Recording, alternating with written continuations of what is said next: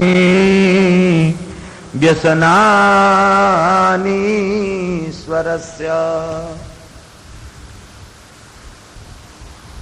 आप रोने लगे। रो करके भी शिक्षा दी। क्या शिक्षा दी? जब श्री रघुनाथ जी वन में पधारे तो जानकी जी को देख करके कुछ तपस्वियों के मन में एक बात आई। वो सोचने लगे कि भाई देखो, हम लोग अकेले हैं, झाड़ू बुहारू चौका बर्तन सब अपने अकेले हाथ से करना पड़ता है।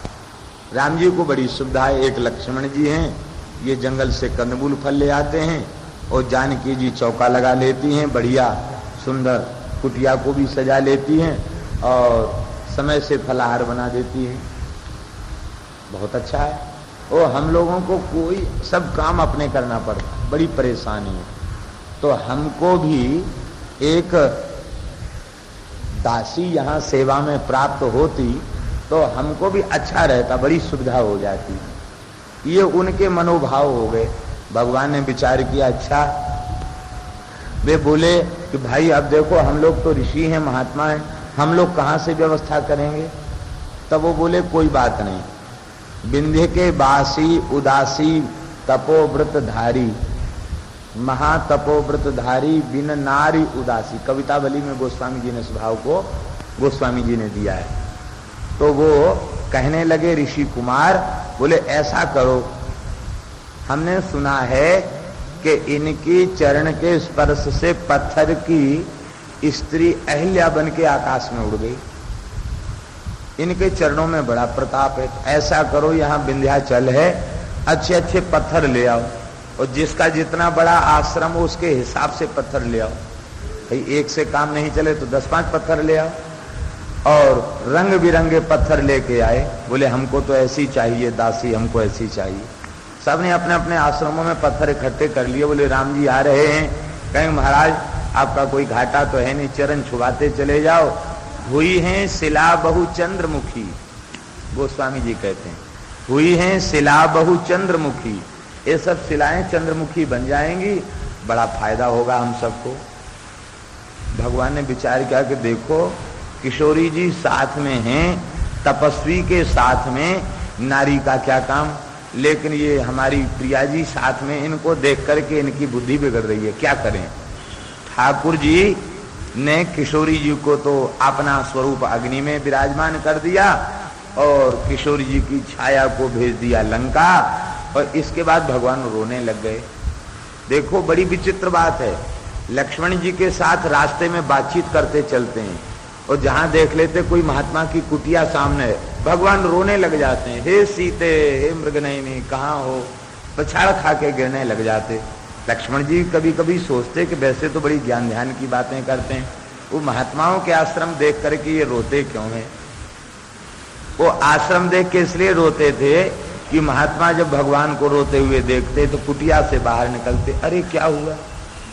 कहते अरे राम राम, देखो जो साक्षात परमात्मा हैं उनकी प्रिया जी का अपहरण हो गया तो भी इतने रो रहे। हम तो तपस्वी हैं, हमारे घर में तो लाठी डंडा भी नहीं है, भजन करने वाले साधु। यदि हमारे राक्षस घूमते ही रहते हैं तो वो हमारे स्त्रियों को अपहरण करके ले जाएंगे तो हमको तो और ज्यादा रोना पड़ेगा। इसलिए बोले नहीं नहीं, बस अब विचार छोड़ दिया हमने, तपस्या में बाधक है, इसलिए तपस्वी को नारी का संचय नहीं करना चाहिए। स्वयं दासास तपस्विना, तपस्वी तो स्वयं अपने दास खुद होते हैं, उनको किसी सेवक की जरूरत नहीं, न दास की जरूरत न दासी की जरूरत। सबके मन में वैराग्य आ गया राम जी के रोते हुए देख करके।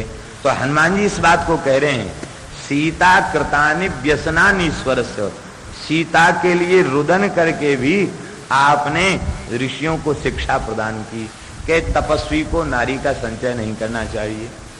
और एक और बड़ी विचित्र बात है, भगवान को कई जगह गाली भी खानी पड़ी। जब विराध भगवान को खाने के लिए दौड़ा तो वाल्मीकि रामायण में वर्णन है कि विराध ने बड़ी फटकार लगाई, अरे तुम दोनों हमको बड़े पाखंडी मालूम पड़ते हो, लंबे लंबे जटा तुमने बना रखे हैं और मृग चर्म धारण कर रखा है, बलकल पहन रखे हैं, और इतनी सुंदर स्त्री को लेकर जंगल में घूम रहे हो, अरे बड़े धूर्त पाखंडी हो, ऐसे पाखंडियों को तुम्हें खा जाऊंगा, तुम दोनों को खा जाऊंगा और इस स्त्री को ले जाऊंगा। उसने भी फटकार लगाई, खरदूषण और त्रसरा ने भी फटकार लगाई।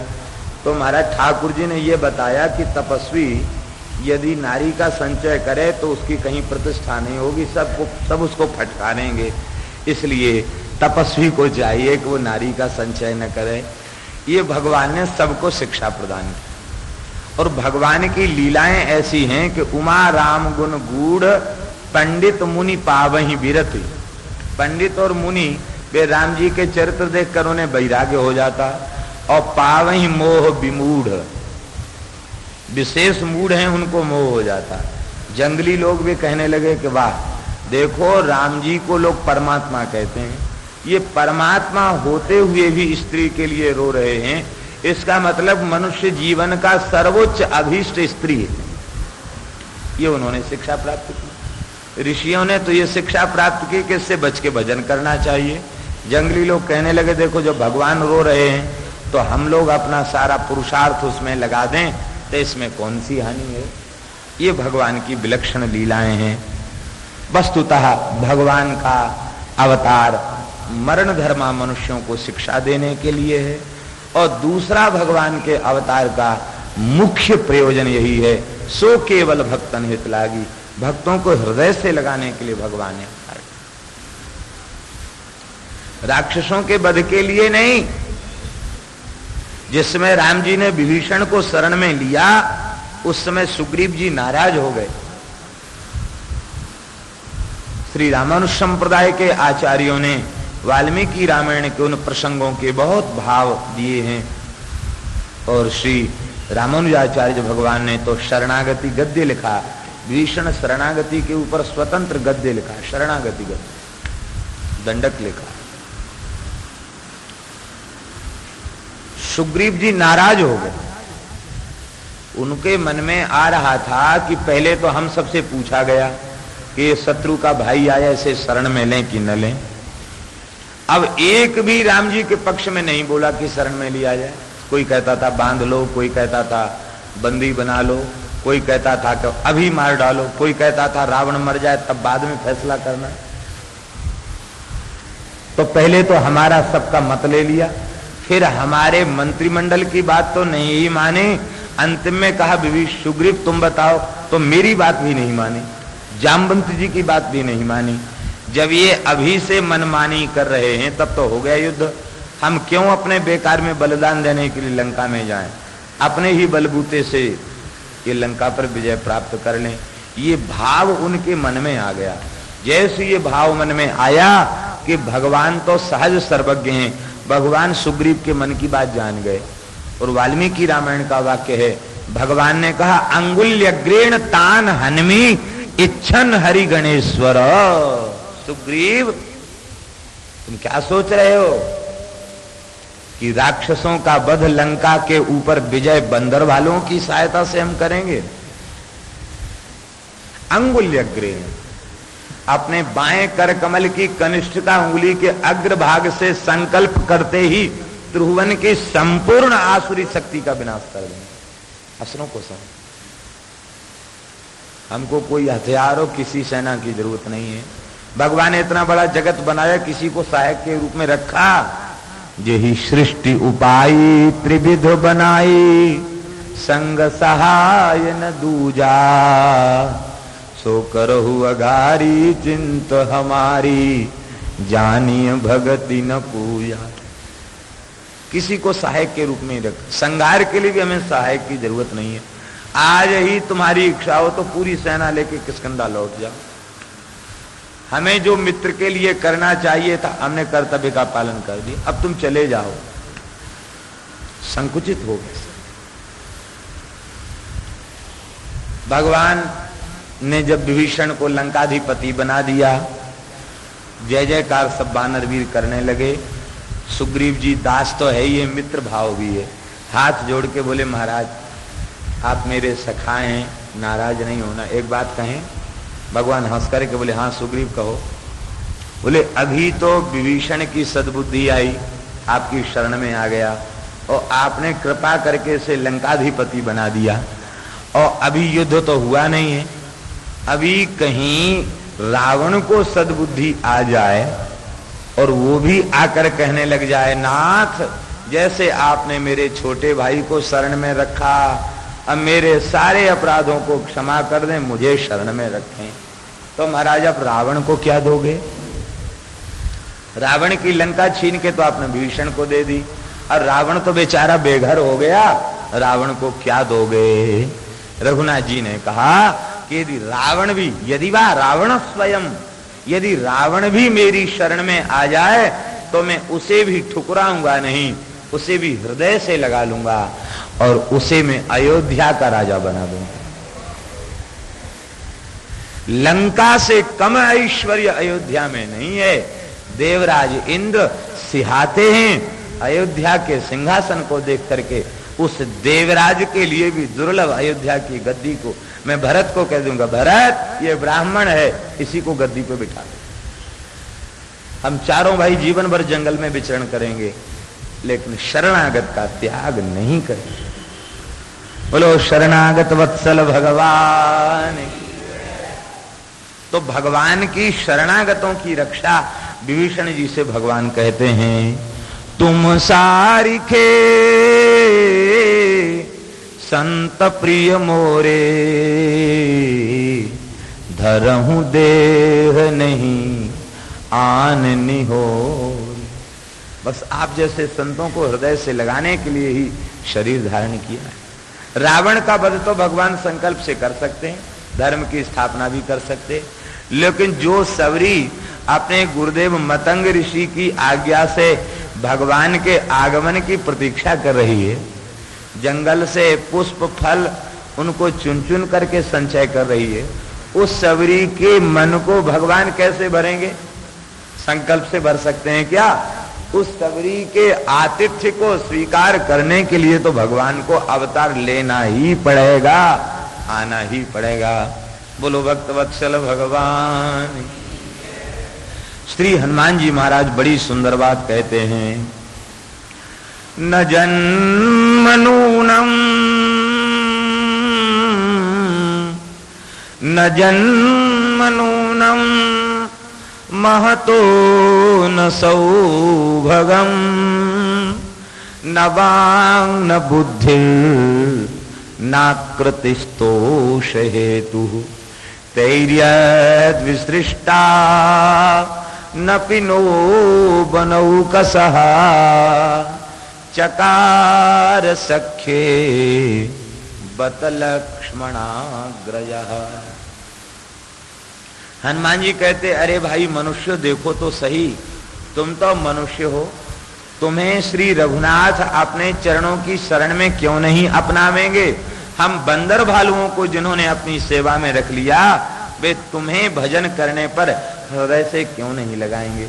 देखो, न जन्म नूनो महतो न सौभगम, हमारा जन्म उत्तम कुल में नहीं हुआ, बंदर के खानदान में पैदा हुए।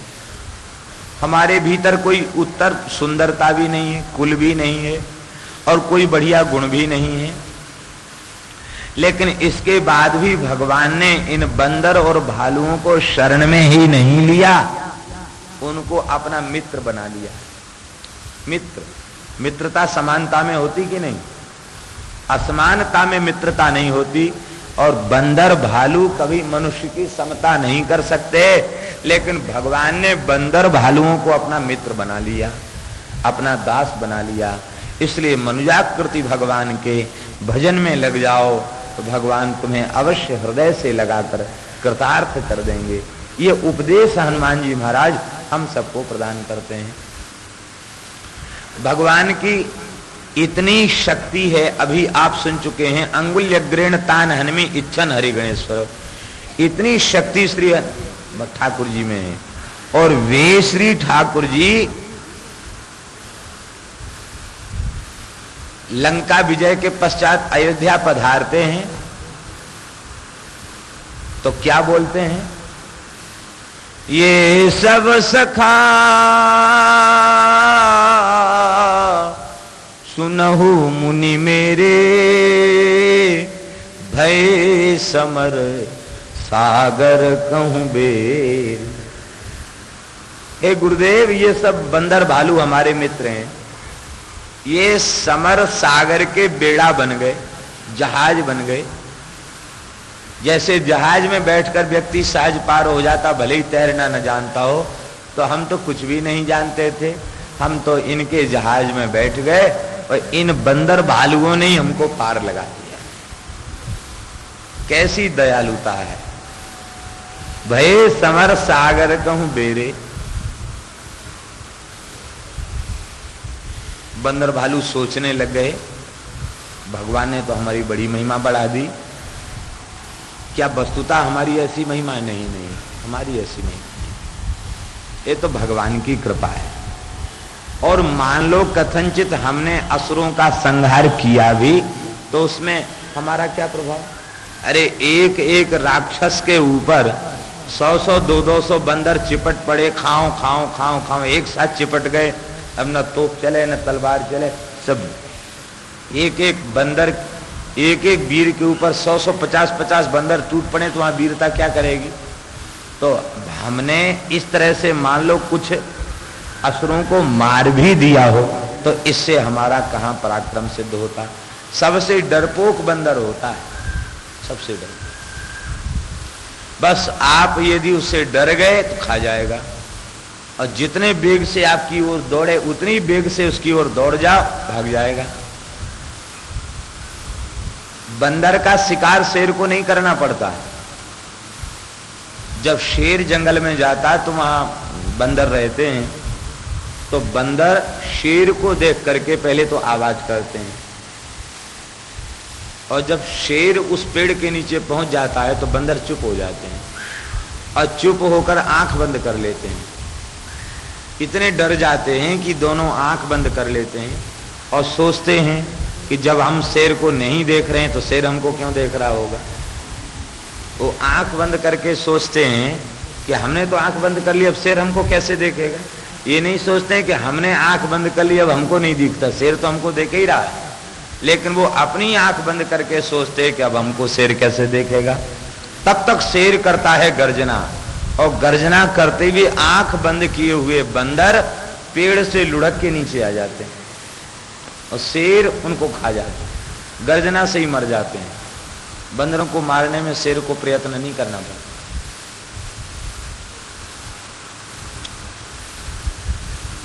ऐसे डरपोक बंदरों को भगवान ने कह दिया कि ये सब हमारे लिए युद्ध के जहाज हैं।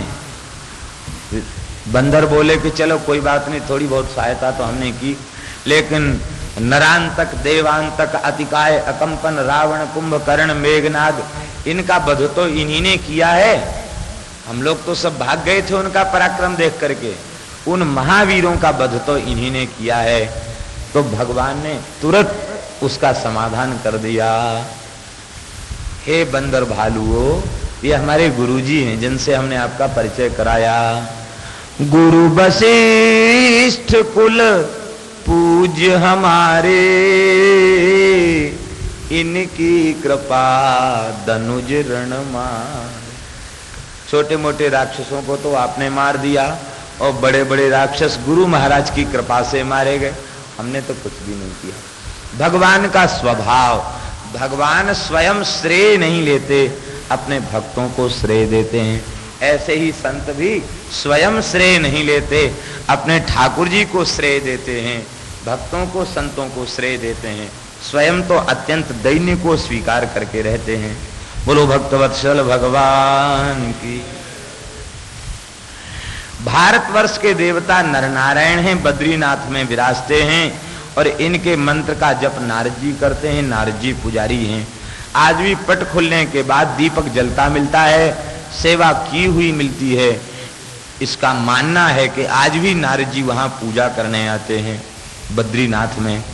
ओम नमो भगवते उपसमशीलायो प्रतानात्माय, नमो किंचन वित्ताय ऋषि ऋषभाय नर नारायणाय परमहंस परम गुरुवे आत्मा रामाधिपतये नमो नमः। इस मंत्र का गान करते हैं और इसके बाद भगवान की स्तुति करते हैं कि हे भगवान, आप सब कुछ करने के बाद भी इसके बंधन में नहीं रहते, क्योंकि आप जो कुछ करते हैं अत्यंत अनासक्त भाव से करते हैं, किंतु जीव जो कुछ करता है वह कर्तृत्वाभिमान से युक्त होकर करता है, और अहंकार विमूढ़ात्मा कर्ता हमिति मन्यते, अपने को कर्ता मान करके करता है। तो छोटी सी छोटी क्रिया करने पर भी वो बंधन में पड़ जाता, और आप इतना सब करने के बाद भी बंधन में नहीं पड़ते, क्योंकि आप अत्यंत अनासक्त होकर के और क्रिया करते हैं। हे भगवान, एक बड़ी सुंदर बात नारद जी स्तुति में करते हैं, बड़े ध्यान से श्रवण करें। यथैहिका मुस्मिक कामलंपटः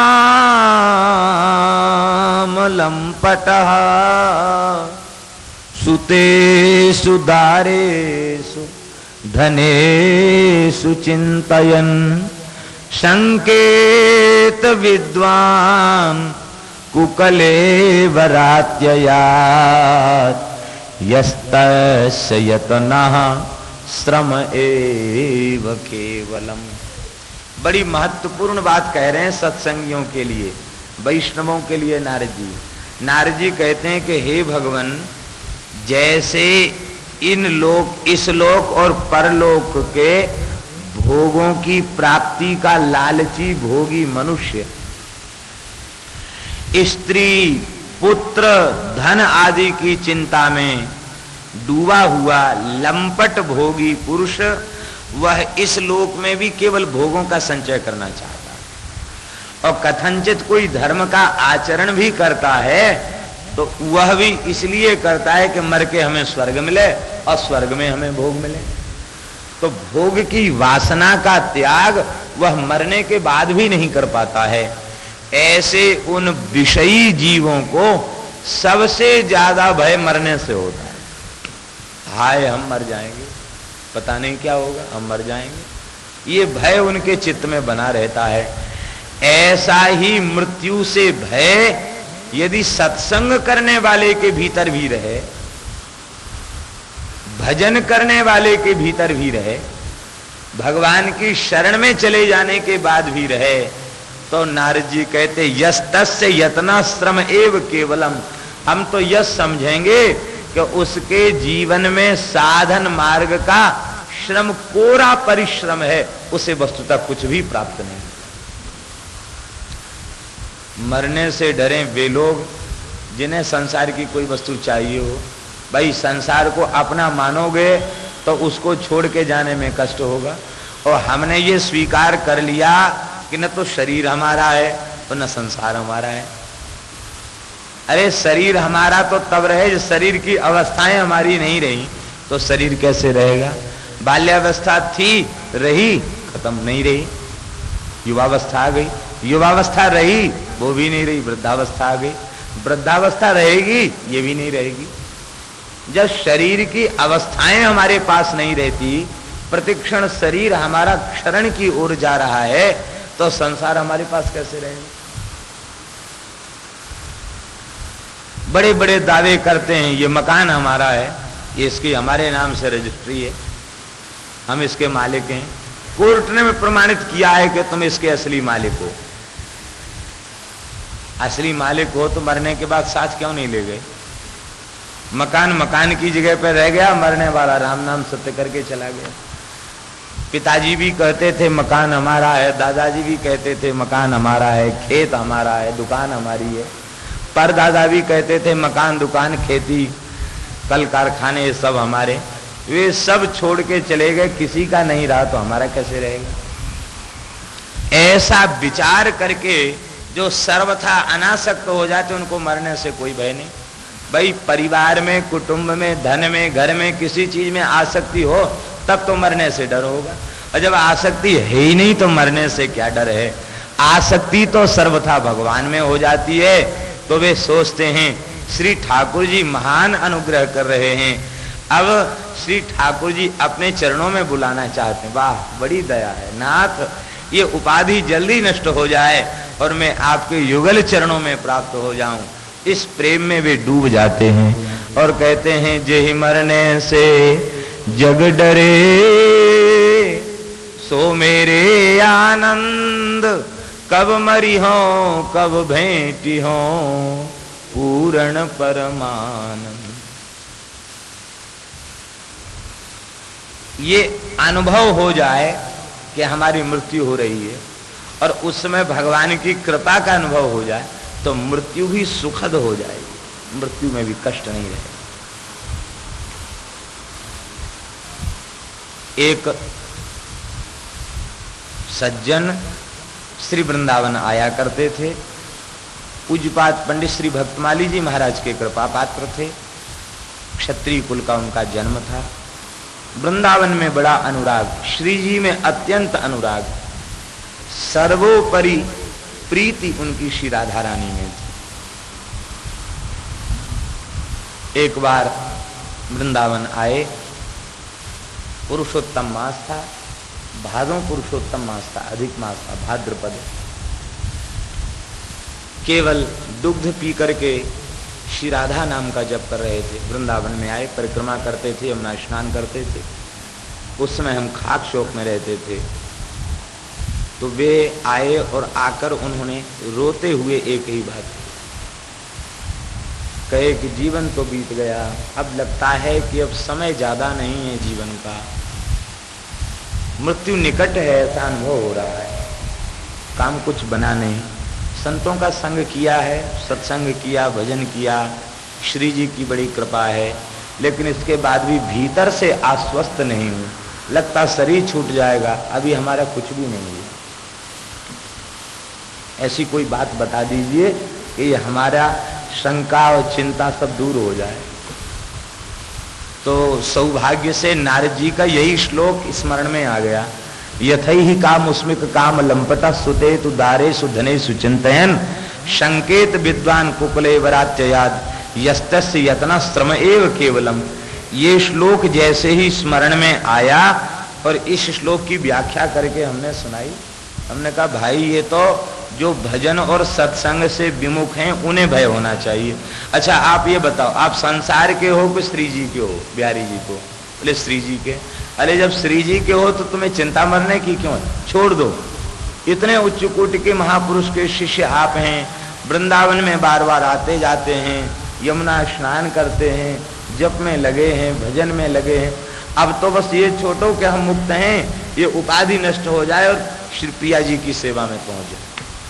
तो इतना उन्हें बल मिला, इतना बल मिला, बोले बिल्कुल अब खत्म हो गए, अब तो हमको बिल्कुल आश्वस्त हो गए। वो ठाकुर जी कुछ विलक्षण लीला, इसके बाद वे अस्वस्थ हो गए घर जाने के, बहुत अस्वस्थ हो गए। उनको हॉस्पिटल में ले जाया गया। अस्वस्थ होने के पूर्व एक बार उन्होंने बातचीत की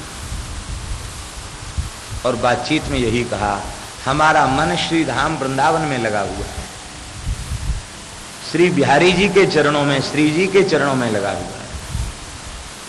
आप संतों की कृपा से बहुत आनंद है, हमें लग रहा है हमारी मृत्यु हो जाएगी, कुछ संतों की सेवा कर देना, मृत्यु से बिल्कुल भय नहीं।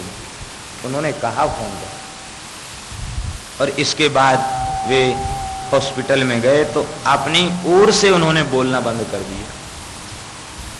शरीर पर सूजन थी, बोलना बंद कर दिया।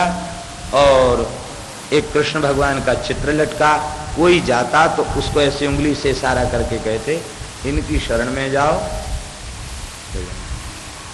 और जब उन्होंने शरीर छोड़ा तो महाराज उनकी मुखाकृति इतनी तेजस्विता पूर्ण थी और इतने प्रसन्न थे, उनका चेहरा इतना प्रसन्न था, मरने के बाद भी इतना उनका स्वरूप प्रसन्न था, लगता था महान किसी आनंद में डूबे हैं। उनके मृत शरीर के चित्र छवि का दर्शन हमने किया, ऐसे नहीं किया, चित्र छवि का दर्शन किया, मृत शरीर के चित्र छवि का दर्शन। भादों में यहाँ आए थे, अधिक मास था, राधाष्टमी करके यहाँ से गए थे और आश्विन मास में देह त्याग कर, शायद नवरात्रि थी, उसी समय नवरात्रि में ही देह का त्याग। तो उनके मरने के बाद कितने लोग सत्संग से जुड़ गए।